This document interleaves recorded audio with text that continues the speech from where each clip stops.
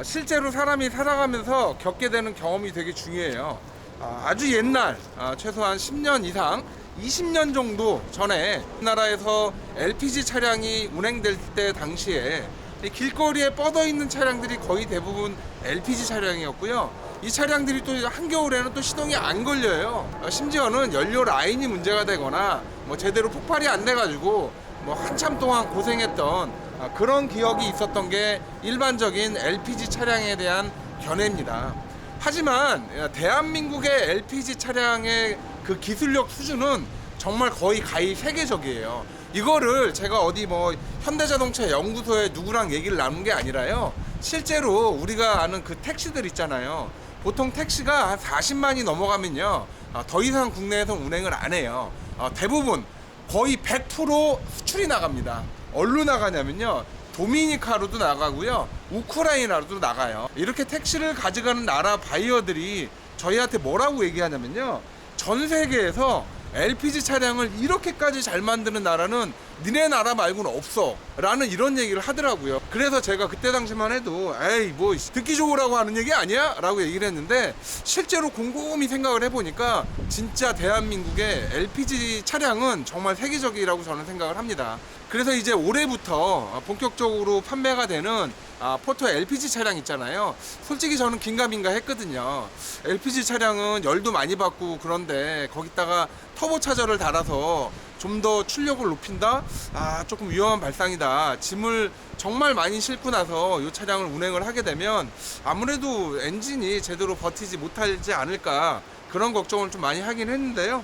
여태껏 제가 LPG 차량을 이렇게 수출을 해본 경험에 의하면 아마 요번에 나오는 포터 역시도 제가 보기엔 큰 문제 없습니다. 괜히 이제 이거에 대해서 모르시는 분들이 포터 LPG에 대해서 걱정을 정말 많이 해요. 물론 이제 본격적으로 뚜껑을 까봐야 됩니다. 이 까봐야 되는 게 왜 그러냐면, 이 포터는 짐을 많이 싣잖아요. 그러다 보니까 바로 이 전 모델만 해도 LPG가 조금 아쉬운 감이 많이 없잖아 있었죠. 어쨌든 요거를 이제 터보 차저를 얹음으로써 이 힘적인 부분을 보완을 하긴 했는데요. 이거는 제가 보기에는 터보 관련해서 한 25년간 수리를 하고 분해를 하고 연구를 한 또 그런 회사가 있어요. 이 회사에 한번 가서 제가 과연 이 LPG 차량들 그리고 이 터보의 내구성 이런 것도 한번 물어보려고요.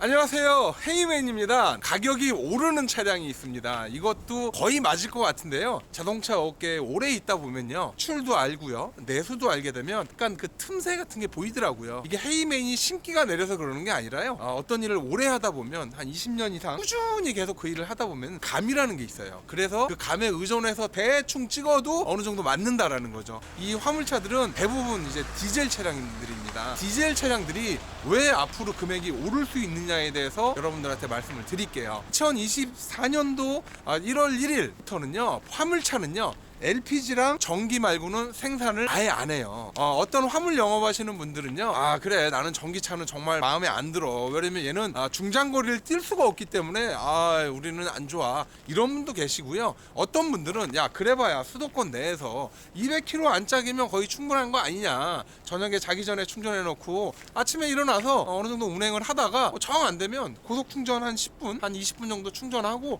다시 또 돌면 되는 거 아니냐. 어떻게 보면 지금 이 과도기적인 시기이기 때문에 이 전기차에 대한 호불호가 확실히 나뉘어요. 특히 이 화물차에 대해서는 어떤 분들은 아니야 라고 하는 분도 있고, 어떤 분들은 오케이 이런 분들도 있더라고요. 실제로 제 지인 중에 한 분이 이제 시골에 계시는데, 이분이 요번에 화물차를 조금 오래돼 가지고 교체를 하려고 하는데 고민이 되게 많으세요. 전기차를 해야 되나? 전기차는 주행거리가 얼마 안 되고, 이제 그런 고민을 일반적으로 하게 되죠. 그래서 제가 뭐라고 얘기했냐면, 어차피 이제 대세가 전기차로 갑니다, 화물차는. 그러면 괜히 고민하지 마시고 그냥 전기차 하세요 라고 얘기를 하죠. 그러면 헤이맨은 무슨 근거로 지금 이 디젤 차들이 가격이 떨어지지 않고 계속 버틸 수 있느냐 라고 물어보실 거예요. 그 이유는 뭐냐면요, 아직까지는 전기차에 대한 부분이 일반인들한테 그렇게 좋지 않아요. 그러다 보니까 이 화물차들은 조금 편하게, 내가 편하게 주유도 하고 싶고 편하게 막 타고 싶고 막 이런데, 전기차 같은 경우는 살짝 도래만 쪄서 밑에 하부에 있는 배터리 팩이 뭐가 찍힘이 발생해서 문제가 생겨버리면 이 수리비가 2천만 원이 나온다. 요거 한 가지. 불이 날 수 있다. 불이 나서 차 타다가 타 죽을 수 있다. 요거 이제 두 가지. 갖가지 얘기가 많이 나옵니다. 이런 상황에서 제조사에서는 이제는 더 이상 디젤 차가 나오지 않습니다. 전기 화물차와 전기 LPG가 나오죠. 근데 실제로 LPG를 몰면 대부분의 많은 분들이 조금 실망을 많이 하세요. LPG가 힘이 없어가지고 그런 케이스인데, 그래서 최근에는 현대나 기아에서 이 LPG의 힘을 보태려고 터보 LPG 뭐 이런 것도 만들었더라고요. 이런 걸 만들어서 어떻게 비벼보려고 하는데요. 전기차로 가는 건 누가 모르나, 다 알지. 당연히 알죠. 이제 그건 나중 일이고요. 기존에 타던 이제 화물차가 너무 오래돼서 버벅버벅거리고 자꾸 수리비도 들어가고 돈도 먹고 이런다라고 하면 이제 선택은 둘 중에 하나예요. 새 차 전기차로 가든가 아니면 기존의 중고차 경유차를 가든가, 요거를 고민해 하셔야 되는데, 그러면 뭐 이제 더 이상 수요는 있는데 공급이 없는 상황이잖아요. 그러다 보면 이 디젤 차들은 가격이 오를 수 있다라는 거예요. 심지어 여기에다가 수출업체 역시도 아직까지는 이 화물차는 디젤이라는 생각이 워낙 다분하기 때문에 계속해서 이 경유 화물차를 수출도 계속 뽑아가요. 그러면 우리나라에 경유 화물차들이 계속 없어지는 상황이고요. 그러면 이 차량은 이제 가격이 계속 오른다라는 거예요. 오늘 현대글로비스 경매장에 이렇게 와보니까 쿠팡에서도 되게 차량이 많이 나왔더라고요. 쿠팡 역시도 도시 중심으로 물류 배달을 많이 하잖아요. 그러다 보니까 이제 더 이상 쿠팡이나 이런 물류 회사들도 더 이상 이제 경유차가 필요가 없어지는 시기가 된 거예요. 그래서 택배회사나 이런 회사들도 본격적으로 경유차를 많이 던지고 있는 상황이고요. 그리고 이제 새 차로 전부 다 교체를 하고 있는 상황이에요. 이 화물차의 구조나 화물차의 어떤 이런 부분을 잘 모르시는 여러분들이 딱 보기에도 그냥 감이 오실 거예요. 아, 그래, 내년부터는 전기차만 나오는 거고 기존의 경유차는 없는 상황이고, 그러면 차는 어떻게 해야 되나? 경유차를 사고 싶으면 당연히 경유차 금액은 오르겠다.